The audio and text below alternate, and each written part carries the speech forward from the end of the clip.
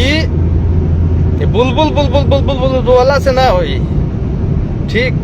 अबे तुमको पता है क्या लिखे हो तुम? 2 मिलियन कंप्लीट बधाई हो हलचल स्टार सनी पांडे, मेरे तरफ से हार्दिक शुभकामनाएं। देख लो विजय चौहान जितना तो आज सब गाना के व्यू हुई नु, वो से बेसी इंस्टाग्राम पर दोस्ती गाना के व्यूज हो गई बा। सुना उड़वा दी रील पर से, तेरे दांत चियारे लग बोलो, उड़वा दे। ढेर रंगदारी ना के चाहिए। बैल बड़ा बड़ा का मास्टर सलीम के साथ, हाँ बैल बड़ा फाट के हाथ पे आ जाइए अभी। पंकज चतुर्वेदी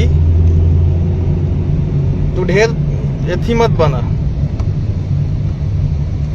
लिखले बड़ा बहुत बार लिखले बड़ा, बड़ी बड़ी बचावत बचावत बचावत बचावत आइल बनी लाइव। प्रत्यक्ष को प्रमाण की जरूरत नहीं होती है, सामने दिखाई दे देला। आ केकरा आवाज में कितना घमंड बा जनता के बतावे के ना पड़ी। इनमें इस बीच में अब मत आओ, ये मामला इतना गर्म हो चुका है ना कि अब मैं नहीं छोड़ूंगा। अब सारा गाना उतरवाऊंगा मैं, जहां जहां भी दिखेगा लिंक खोज खोज के मेरे को भेजो भाई।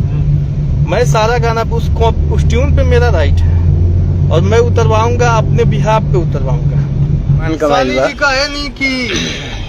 कौन ऐसा गाना हुई कि सोनिया गावत हुई भोजपुरी के कौन कलाकार ना बड़का बड़का स्टार ना गावत हुई? अरे सब तो मान लिया आदरणीय खेसारी लाल यादव जी के प्रमोद प्रेमी भाई हमरे इतना बजा हुआ कलाकार, और माई बहन के गाड़ी बताई।